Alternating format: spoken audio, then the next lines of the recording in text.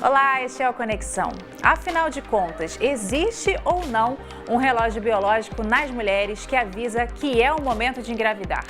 Olha, parece que este sinalzinho está apitando mais tarde aqui pelo Brasil. Dados do IBGE mostram que cresceu o número de mulheres que se tornam mães após os 30 anos. Dos 2.086.000 partos registrados em 2017, 35% foram de mulheres acima dos 30, 10% a mais que a média registrada há 10 anos. Hoje nós vamos tentar descobrir se existe esse relógio biológico ou se atualmente as mulheres podem determinar se querem ou não ter filhos e quando e como isso vai acontecer. Aqui comigo no estúdio estão a Maria Cecília Hertal, que é diretora médica do Vida, Centro de Fertilidade e especialista em reprodução humana, e a Adriana de Castro, que é jornalista. Gente, muito obrigada por estarem com a gente aqui hoje. Já fora do ar, já estava conversando aqui com a doutora Maria, já tirando várias dúvidas aqui. E eu queria, na verdade, começar com a sua história, Adriana. Você resolveu ter filho e se tornar mãe mais tarde também, né? Conta pra gente como é que foi essa sua trajetória. Então, não foi bem uma decisão, foi acontecendo na minha vida. Eu sempre quis ser mãe, mas por uma série de motivos eu acabei adiando esse sonho. Primeiro eu queria me formar, eu queria ter uma profissão, trabalhar, ter uma carreira. E casar, ter filhos foi ficando sempre mais pra frente. E quando Mas só que o tempo passa muito rápido, né? Quando você olha, você tem 30, daqui a pouco tem 40. Aliás, eu percebi que o tempo passava rápido demais uma vez que eu estava numa festa conversando com amigas minhas e o papo era congelamento de óvulos. Aí eu falei, nossa! Ué, então... Aí assim, como? Eu falei, nossa, eu já estou com quase 40 anos. E aí eu comecei a me informar e depois a doutora até pode falar isso e eu vi que a idade ideal para congelamento de óvulos é até os 35. Eu falei, nossa, que bom, menos um problema na minha vida, porque eu já tenho 40, então já nem vai dar para congelar os óvulos, mas eu quero engravidar. E aí demorou, porque eu queria, antes de engravidar, eu queria ter uma família. Então eu queria casar. E eu não tinha nem namorado. Então a situação estava um pouco complicada para o meu lado. Estava faltando algumas coisinhas ali. Com algumas variáveis faltando, assim, né? E aí eu falei, olha, quando aparecer alguém... Aí eu resolvi também ficar bem focada. Eu queria realmente encontrar uma pessoa que quisesse as mesmas coisas que eu. Mas isso, assim, trouxe algum tipo de aflição quando você se deu conta de que você já estava com 40 anos e que tinha essa história dos 35? Isso causou alguma coisa dentro do seu coração, assim? Causou medo. Medo. Eu fiquei com bastante medo de não ser mãe. Mas ao mesmo tempo eu também tenho muita fé e pedi a Deus para me ajudar e resolvi entregar para Ele. Eu falei, olha, se Ele resolver que eu vou ser mãe, eu vou ser. Se não, tudo bem também, vamos em frente. Só que eu vou focar para isso. E aí eu resolvi focar, encontrar uma pessoa que quisesse a mesma coisa que eu, que quisesse casar, que quisesse ter filhos. E aí eu encontrei essa pessoa, já tinha 40 anos, o Glauco, meu marido. E aí a gente começou a namorar, eu falei do meu sonho, ele falou, eu também. Eu falei, então tá bom. E aí assim, sei lá, 2 meses depois estava grávida. E foi de forma natural? Foi. Com 42 anos você foi mãe pela primeira vez? Sim, o Antônio nasceu em março, dia 1º de março, e eu fiz 43 em maio. E depois, meu sonho também era ter 2 filhos, pedi a Deus também, que eu queria muito. E deixei acontecer, porque foi toda uma mudança, sabe, de cabeça, de como eu imaginava a família e a vida mesmo. E aí, em seguida, eu ainda estava amamentando o Antônio, fiquei grávida. Então, você teve duas gestações naturais depois de 40 anos. E doutora, ela é a exceção? Depois. Pois é, né? Que história bacana, muito Adriana. Bonita a história. Muito, né? Muito linda. E essa história que ela conta é bacana também porque se reflete exatamente no que tá acontecendo hoje em dia. O movimento social, né? As mulheres não querem engravidar mais cedo. A gente não quer, doutora. É a pílula. Ninguém lembra disso, tá, Karen? Mas seria bom as pessoas baterem palma para a pílula anticoncepcional. Porque até os anos 60, os métodos anticoncepcionais eles eram muito falhos. A mulher iniciava a vida sexual e vinha a gravidez. A pílula quebrou isso, desvinculou o ato sexual da gravidez. Então, a partir do momento que a mulher pôde iniciar a vida sexual e não engravidar, aí ela começou a ter os seus projetos pessoais, estudar, se capacitar. O mundo lá fora foi se tornando cada vez mais interessante. Então, hoje em dia não tem nenhum casal que não conte com o que a mulher ganha também dentro do orçamento familiar, não é verdade? Então, foi deixando para frente. Muitas conseguem, outras não. Dados científicos, e não são meus dados, né? Hoje em dia a gente tem acesso a tudo através da internet, dados de revistas científicas sérias, mostram que aos 40 anos a chance de uma gravidez espontânea é em torno de 5 a 8%. Ela pegou Você duas, é uma gente. sortuda. Ela pegou duas dos 5 a 8%.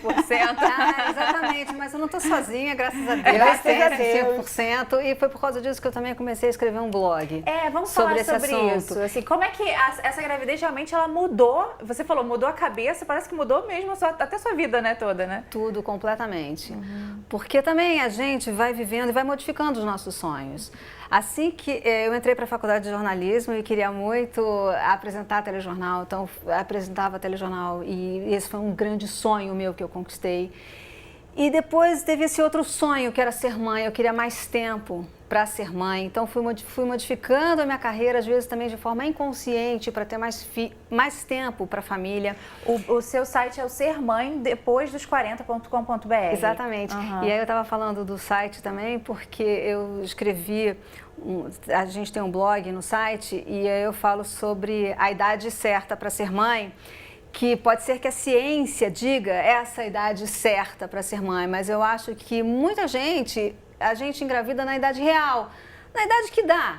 E eu acho que cada mulher tem a sua idade real para engravidar. Você às vezes fica querendo encaixar a sua vida naquele ano ali para você ter filho e quando isso não acontece, às vezes gera muita frustração. Então, a doutora fala nos números, que é claro que eles existem e que a gente tem que respeitar e prestar atenção nisso, mas tudo que eu falo no blog também é que, assim, eu sou uma pessoa saudável, sempre fui, eu fui à minha médica antes de engravidar, aliás, quando eu fui na médica para fazer a consulta, para fazer os exames preventivos, eu já estava grávida e nem sabia. Então, eu acho assim, quando você quer ficar grávida, quando você quiser ser mãe, eu acho que é uma preparação a vida inteira. Ter uma alimentação saudável, fazer exercício. Isso faz diferença, doutora? Acreditar essa questão também. de você... E também acho que a cabeça também deve ajudar pra caramba, Karen, né? Tudo isso com certeza faz muita diferença. A Adriana, pelo que ela contou, apesar dela ter deixado para engravidar depois dos 40, porque a situação levou para isso na sua vida, mas ela já veio se preparando muito antes. Ela sempre se alimentou bem, sempre teve qualidade de vida, ia ao seu ginecologista com regularidade, fazia seus exames preventivos. Isso é importantíssimo para manter a saúde e, obviamente, as chances de uma gravidez saudável também. Eu quero trazer para essa conversa mais uma mulher maravilhosa, a Tainá Leite, que é advogada, é ativista feminista. Ela escreve sobre mulheres, maternidades, assuntos mesmo relacionados à mulher no site Asmina. Ela já esteve aqui no Conexão falando sobre um outro assunto e está voltando hoje para nossa alegria. Oi, Tainá. Oi. Obrigada por voltar ao Conexão. Tudo certo, e com você? Agradeço o convite. Então, você escreve muito sobre essa questão de maternidade, né? E eu queria te perguntar isso. Na sua opinião, o que você pensa aí? Existe um relógio, realmente esse relógio biológico, ou está mais para um relógio social atualmente? Oi, então, Karen, eu acabei de escrever um livro sobre isso, inclusive, que fala justamente sobre a questão social versus a questão biológica, que chama Gestar, Parir, Amar, Não É Só Começar. Eu vou concordar aí com a Adriana, né? Porque a mudança social, ela é gritante na vida da mulher, né? Então, o primeiro passo, eu acho, para falar de maternidade é entender que ele é um papel social. Ele é um lugar social dado, né? Como a gente fala na sociologia, um fato social.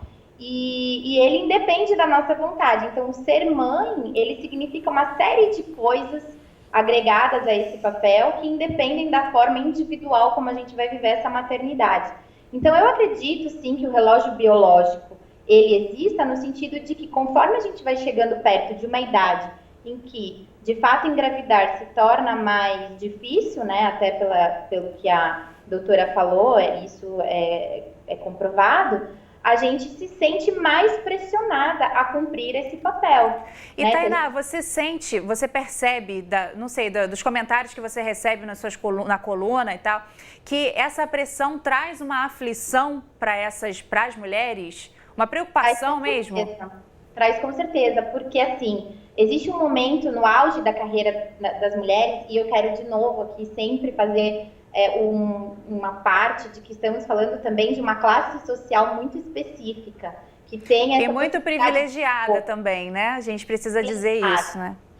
Porque, infelizmente, a gente ainda vive em um país, em uma sociedade em que a reprodução, ela é uma questão estatal, né? Então, o Estado, de certa forma, regula os nossos corpos e muitas mulheres não têm escolha quanto a esse movimento da maternidade. Mas falando desse lugar em que nós escolhemos, né? Eu mesma fui uma dessas mulheres que escolheu a hora, o momento e tive que, inclusive, lidar com essas dificuldades da idade, apesar de ser nova até, mas já tinha passado dos 30. Então, partindo desse lugar, eu percebo que muitas mulheres chegam nesse momento da carreira em que elas estão, assim, numa ascensão, né, profissional, mas, ao mesmo tempo, sabem que há uma descida da fertilidade mesmo. Então, eu percebo que, por exemplo, mulheres que viveram a situação da Adriana e que eu tenho como clientes, por exemplo, se pudessem esperar mais biologicamente, teriam esperado. Então... até essa questão aí que eu queria trazer, o que você disse agora, para a doutora. Você percebe isso também, doutora? Assim, existem pessoas que, se pudessem, esperariam mais? O que você observa? Olha, claramente. Né? Eu estava falando há pouco sobre essa mudança de comportamento, né? Mudança da realidade do universo feminino, dessas possibilidades que se abriram. Então, o mundo lá fora é muito convidativo, muito, não é? Então, achar que vai ficar dentro de casa, presa, cuidando de bebê, depois da educação, essa responsabilidade toda que recai sobre a mulher, né, em relação à criação do seu filho, a gravidez em si já tira você um pouco do cenário. Você não se sente tão bem, você fica mais cansada, pesada. É uma mudança fisiológica absurda num período muito curto, são 9 meses. Então, quando a mulher começa a pensar nisso, a princípio, ela não quer de cara, não. Se ela puder postergar, ela vai postergar.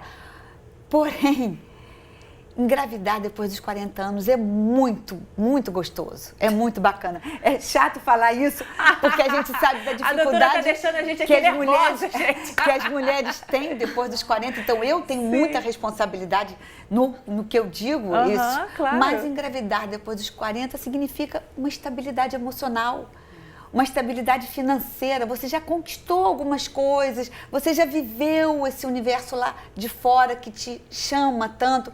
Então, você está mais em paz dentro de casa, você curte um pouco mais sua gestação sem a correria que a pessoa mais jovem tem. Ai, eu estou deixando de fazer isso porque eu estou com um filho em casa, eu estou deixando de fazer aquilo. Mas aí, doutora, como é que a gente resolve isso? Não tem jeito, não, a gente fica calma. Então nesse mundo ideal, talvez? Eu acho que o mundo ideal, ele vai chegar, quer dizer, as mudanças biológicas, Karen, elas não são rápidas. As mudanças comportamentais, sim, né? São rápidas, principalmente depois da era da comunicação, né, da internet, tudo isso. Agora, a mudança biológica muitas vezes demora milhões de anos. A gente não sabe quando a gente vai adequar esse relógio social ao relógio biológico que a gente está trazendo hoje para a discussão. Mas o fato é que vai acontecer. Enquanto isso, a gente usa a ciência a nosso favor. Não é verdade? Que é o que a senhora trabalha hoje lá no seu centro, né? Do mesmo jeito que eu vejo a pílula anticoncepcional como um verdadeiro breakthrough, como um verdadeiro divisor de águas, eu vejo o congelamento de óvulos. Por quê? Ninguém precisa engravidar mais aos 30, aos 35 anos. Aí a gente entra numa questão muito delicada também, que tem muito a ver com o que a Tainá começou a falar, que a gente sabe que para muita gente não é acessível, né? Com certeza. Pelo menos a um curto ou médio prazo. A senhora acredita que talvez esses tratamentos possam se tornar mais acessíveis, possam caber no bolso de mais gente? claro. No início, a fertilização in vitro era uma coisa que estava fora do escopo, assim, vou dizer que de 95% da população. Hoje em dia já não é mais assim. Como toda tecnologia, no início ela é muito cara. A gente vê as televisões, as Smart TVs, que no início eram caríssimas e o preço vai caindo. A tecnologia tem isso. E hoje em dia a gente consegue, tem 6 milhões, quase 7 milhões de crianças nascidas no mundo através da reprodução assistida.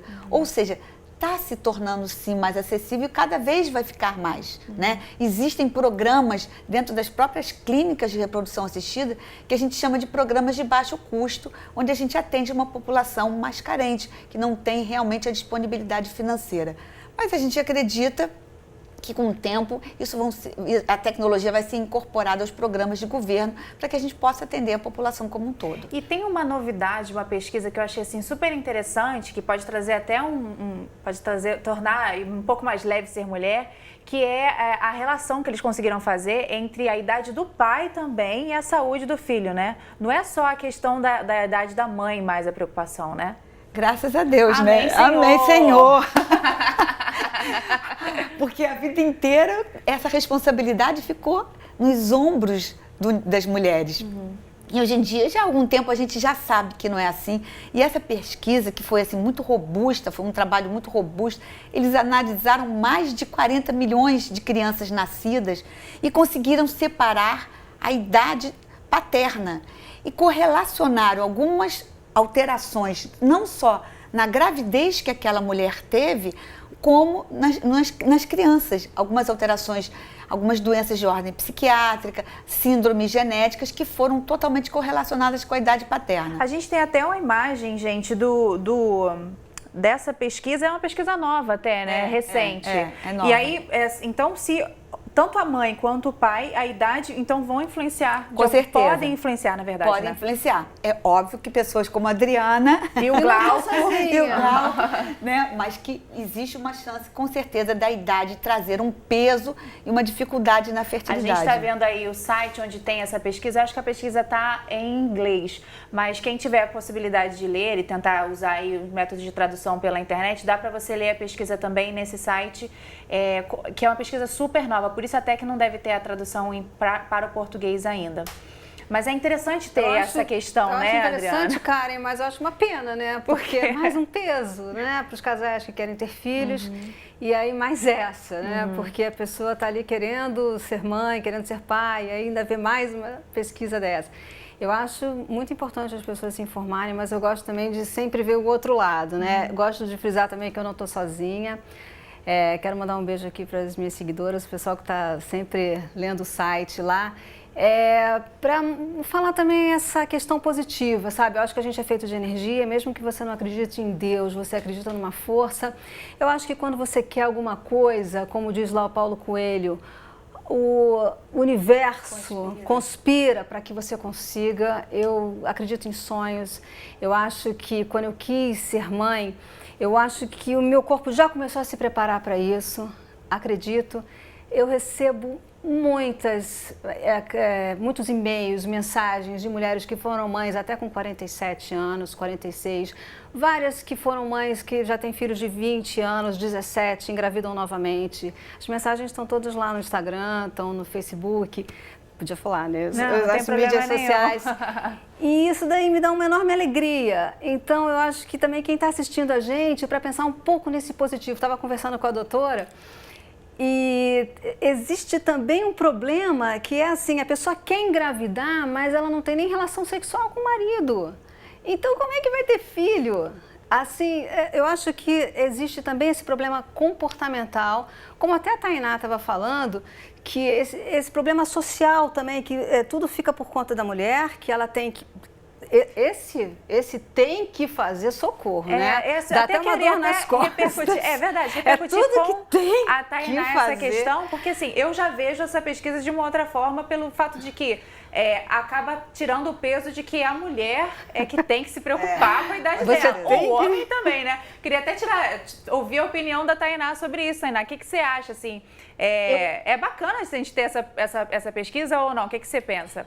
Eu acho que todo compartilhamento da responsabilidade pela reprodução, ele é muito importante, né? Inclusive, a questão própria do anticoncepcional, que tem aí o seu marco histórico, mas que também coloca de novo sobre nós essa responsabilidade, né? E que poderia também ser mais trabalhada do lado deles. Então, eu acho que todo o compartilhamento da responsabilidade, tanto pelo fazer quanto pelo criar uma criança, é positivo.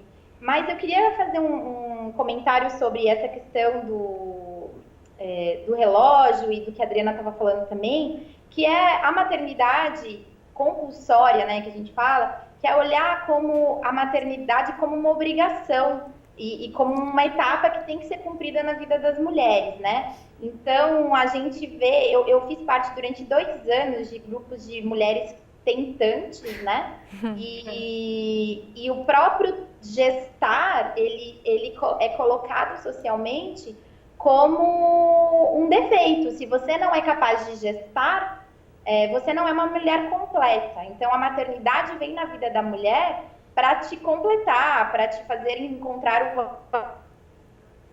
para te fazer descobrir o teu sentido na vida, o que não acontece com os homens. Então, eu costumo brincar que os homens, eles nascem prontos, eles nascem inteiros, né? E nós não, nós nascemos metade, nós precisamos que algo venha nos completar. E essa maternidade compulsória já age nas tentativas de gravidez. As meninas, muitas frustrações e muitas dificuldades.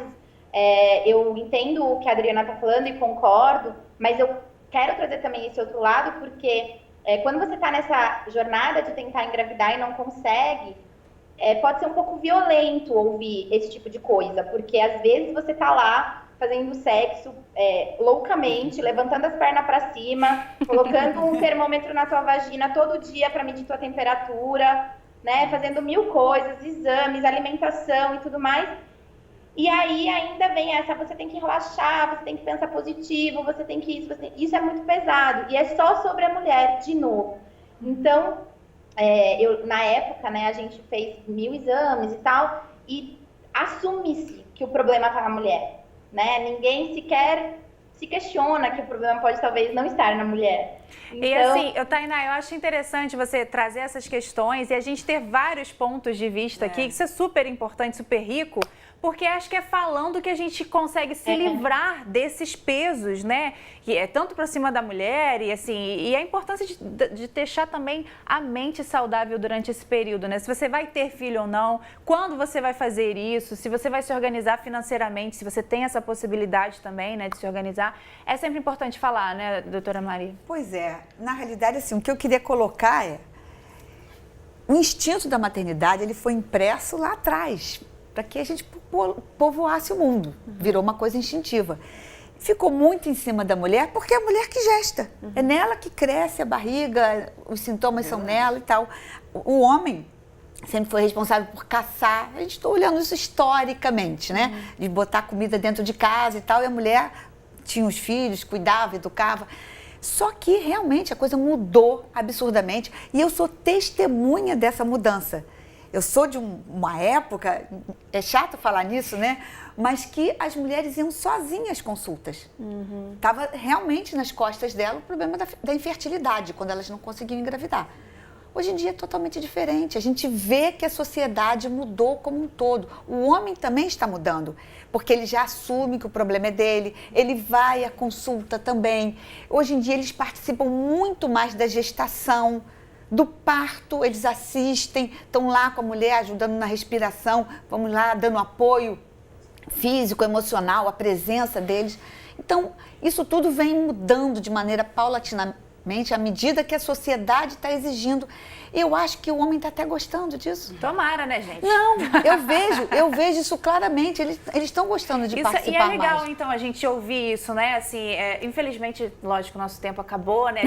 A gente gostaria de estar conversando mais sobre esse assunto. A gente volta a falar sobre isso, é importante. Eu quero agradecer a Tainá, que está falando com a gente pelo Skype. Muito obrauda, Tainá, pela sua participação novamente aqui. Saúde para você e seus filhos. Muito obrigada, viu? Obrigada também, saúde para nós aqui. Glauco está aqui representado. Obrigada, Karen. Obrigada por virem aqui para conversar sobre isso, dividirem essa história. Até emocionada, tão bacana quando ela disse isso, dessa parceria do marido. Eu acho que isso é fundamental. Fundamental. E por isso que aqui no Conexão a gente sempre fala sobre esses assuntos para incentivar, para que os homens sempre participem, as mulheres conversem, que a gente consiga construir uma sociedade cada vez mais igualitária, viu? Muito obrigada pela sua companhia também. Se você quiser rever essa e outras entrevistas, é só acessar o futuraplay.org. Um beijo e até a próxima!